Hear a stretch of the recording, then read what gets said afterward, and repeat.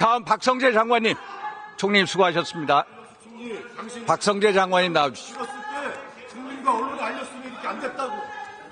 계엄이 터지지 않았다고. 그래도 1년만 지나면 역전하셨습니다. 그렇게 믿는 나라인가? 이런 공무원들.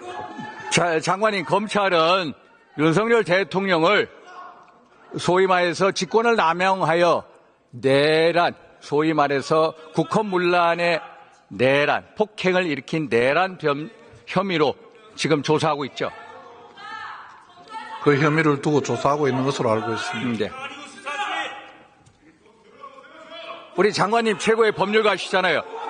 형법상 내란죄 구성 요건이 뭡니까? 헌법보다는 형법에 형법. 87조에 네. 내란죄 구성 요건이 구성되어 있는 것으로 알고 있습니다. 내란죄가 구성되기 위해서는 첫째, 국토 참전이 있어야 되고, 둘째, 국헌문란이 있어야 됩니다. 예. 국토 참전 어떻게 생각하십니까? 이번에는 그 상황은 아니라고 생각합니다. 그럼 국헌문란은 어떤 걸 국헌문란이라고 얘기합니까? 형법 91조의 국헌문란에 대해서 정의가 되어 있습니다. 헌법과 법률의 절차에 의하지 않고 헌법과 예. 법률의 기능을 소멸시키는 거, 그게 국헌문란 하나고요. 예. 또 하나는 헌법기관을 강압에 의해서 전복시키고 권능 행사를 불가능하게 하는 게 두 번째입니다. 이거에 정확하게 맞습니까? 법 조문에 그렇게 되어 있습니다. 예를 들어서 그 당시 상황을 보면은 언론사, 방송사 다 군대가 안 갔고 국회와 선거관리위원회만 갔거든요. 그래서 이 법조문이 제대로 정하되는지 법무부에서는 검토를 안 하십니까? 저희들이 따로 검토한 바는 없고 수사기관에서 수사에 필요한 때에 검토하고 있을 것으로 생각합니다. 내란죄가 성립되기 위해서는 고의성과 목적성이 있어야 됩니다. 우리 중앙대 이호인 교수 알고 계십니까? 중앙대학교의 이인호 법률대학교 교수님 알고 계세요? 예. 예. 이인호 교수님 알고 계시죠? 개인적으로는 모르지만은 그런 교수님이 계시다는 걸 알고 있습니다. 이인호 교수의 주장에 따르면은 대통령의 설사 직무 판단에 있어서 위헌 행위를 할지라도 처벌할 수 없다라고 주장하고 있는 거 아십니까? 그런 취지의 글을 게시한 것을 본 적이 있습니다.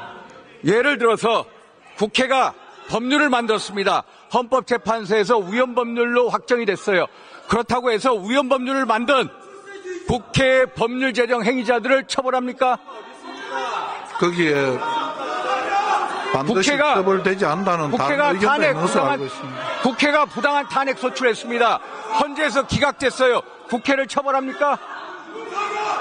그러지는 않는 것으로 이게 이인호 교수의 주장입니다. 한번 법률적 검토를 해주십시오.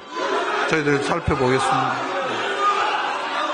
김대중 대통령 아시다시피 2000년도 6.25 여기서도 무슨 소리인지 잘 안 들립니다. 좀 4억 5천만 들어봅시다. 달러의 돈을 북한에 송금했습니다. 알고 계시죠? 문제가 된 적이 있는 것으로 알고 있습니다. 이거를 처벌하지 않았습니다. 이유가 뭡니까? 통치행위라고 판단한 것으로 알고 있습니다. 통치행위라고 해서 처벌 안 했습니다. 그러면 1997년 대법원 판례를 보면은 비상계엄은 고도의 정치행위, 통치행위로 보고 있습니다. 알고 계십니까? 그런 의견도 있는 것으로 알고 있습니다. 2010년도 대법원 판례에 의하면은 고도의 정치행위에 대해서는 대통령의 권한을 존중하면서 사법심사를 자제하는 선에서 위헌성을 심판해라. 이게 대법원 판례입니다. 알고 계십니까? 그런 결정은 알고 있습니다. 제가 이런 말씀을 드리는 이유는 정치적인 판단하고 법률적인 판단은 다르다는 겁니다. 그래서 법무부가 법률적인 판단을 검토한 것을 제게 보내주십시오. 아셨습니까? 예. 다음 최상무 부총리 나와주십시오.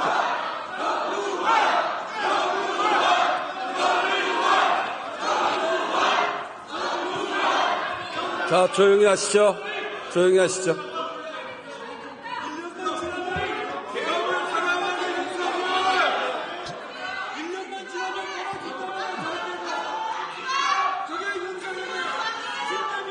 제가 이런 윤상현 말씀을 드린 이유는 윤상현 의원님. 법률적 검토에 대해서 법무부가 윤상현 의원님. 의견에 대해서 저에게 검토한 것을 가져와 달라는 말씀입니다. 윤상현 의원님. 대통령의 명예에 의해서 군대가 국회에 총을 들고 들어왔습니다. 예. 그거는 그거를 통치행위로 얘기한다는 것이 말이 됩니까? 같은 국회의원으로서. 아니 우리 의장님께서도 일단 대법원 판례 공부해 보십시오. 자, 조용히 하시죠. 조용히 하시죠.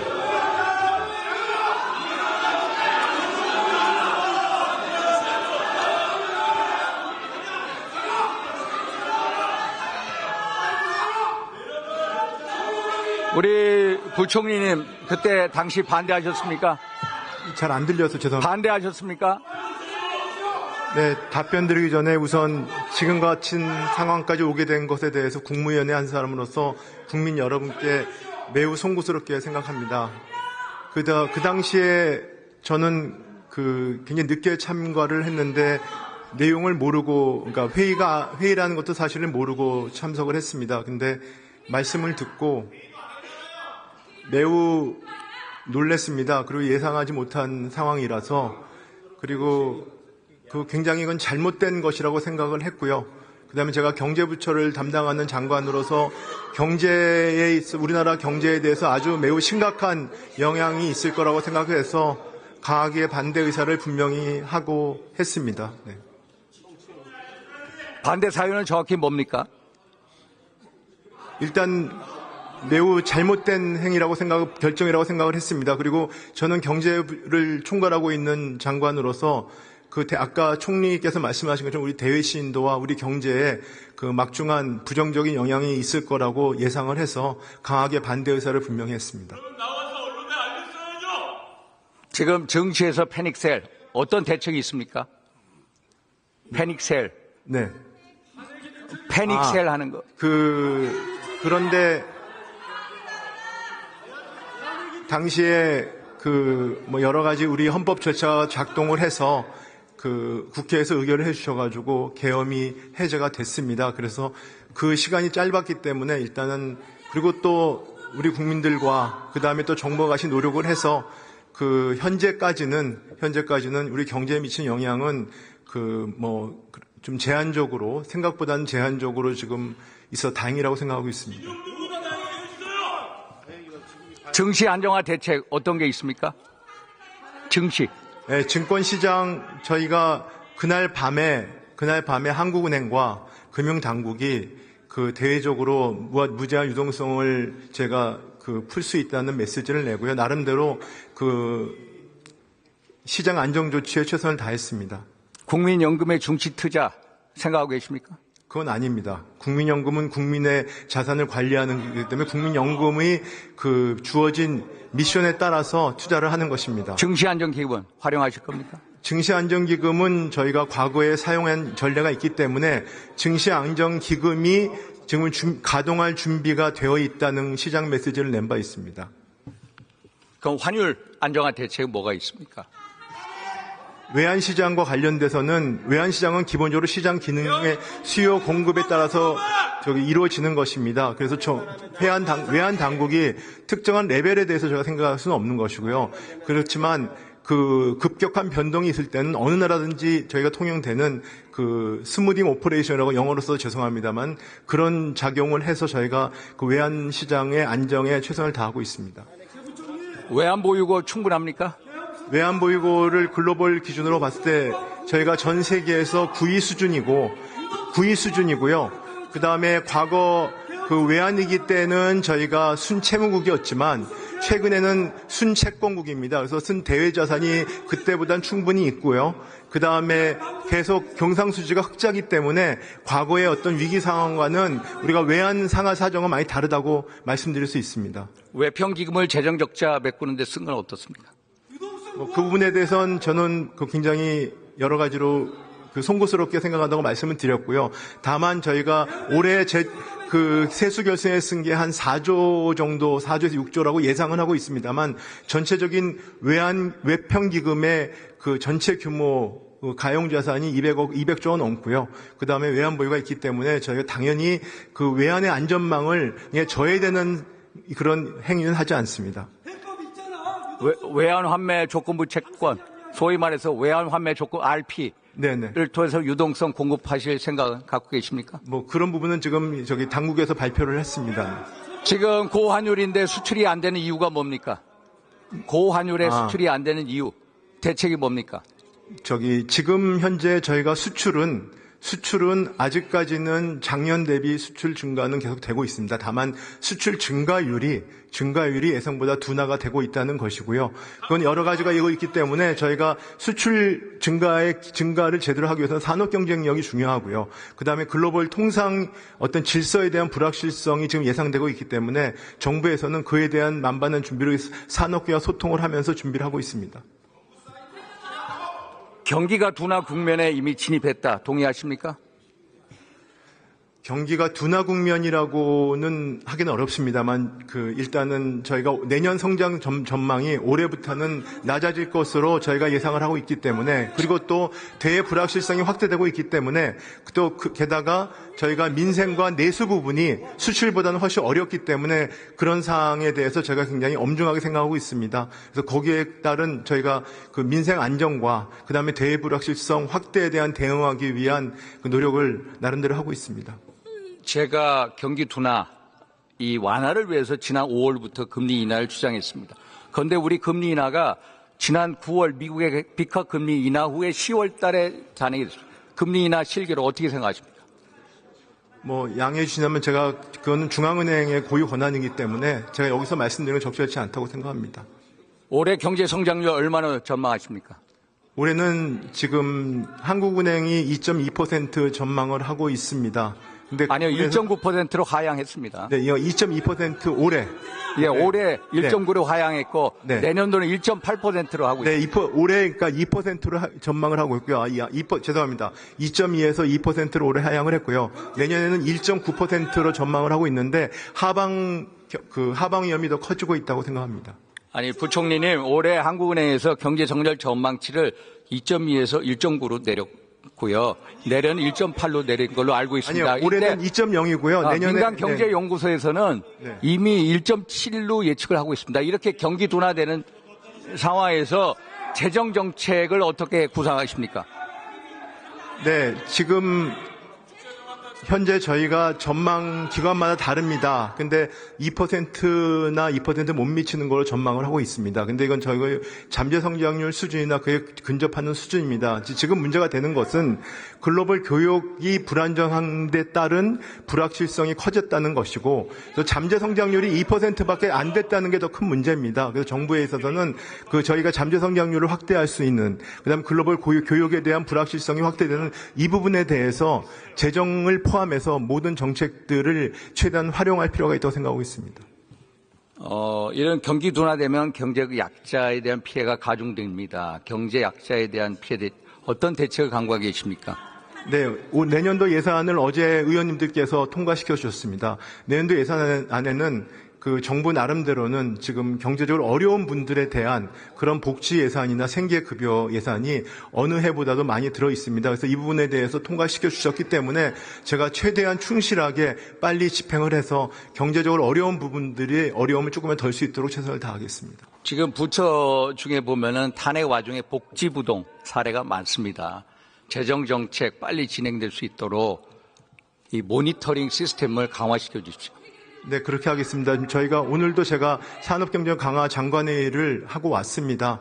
그래서 저희가 정치 상황을 포함한 여러 가지 어떤 일들이 벌어지더라도 그 정부는 그 경제의 어떤 안정적인 관리를 위해서 총력을 다하겠습니다.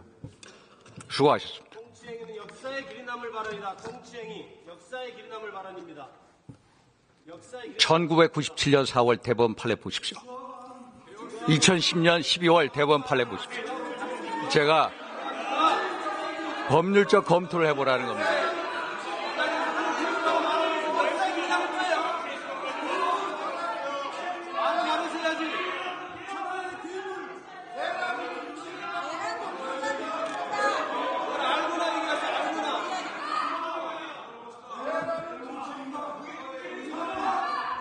네, 의원님들, 이야기를 마무리하는 것 같은데 이야기를 들읍시다. 존경하는 국민 여러분, 대한민국 헌정사의 중대 기로에 있습니다. 대한민국 역대 대통령의 끝은 비극이었습니다. 이제 이 비극을 끝내야 됩니다. 그 길은 대통령제를 탄핵해야 합니다. 제왕적 대통령제를 탄핵해야 할 조로의 찬스를 맞았습니다. 87년 체제를 반드시 탄핵해야 합니다.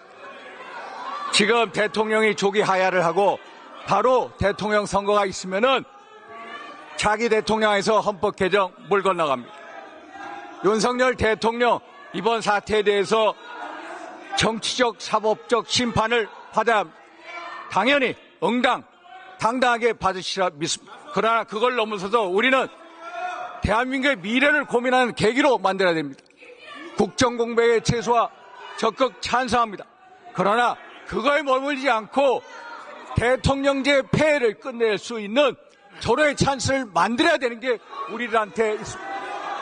존경하는 국민 여러분, 이제 그 결단은 우리 국회에 있습니다.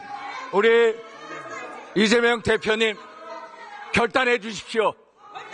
제왕적 대통령제를 뜯어고치지 않으면 다음 대통령도 똑같은 비극을 회피할 수가 없습니다.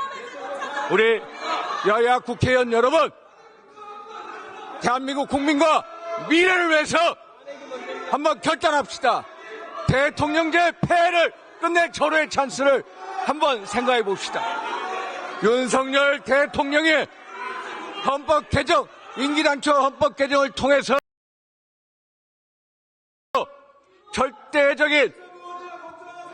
절대적인 이 제왕적 대통령제를 끝날 수 있는 결단을 만들 수 있도록 우리가 놓아줍시다. 이게 역사의 비극을 막는 길입니다. 경청해 주셔서 감사합니다.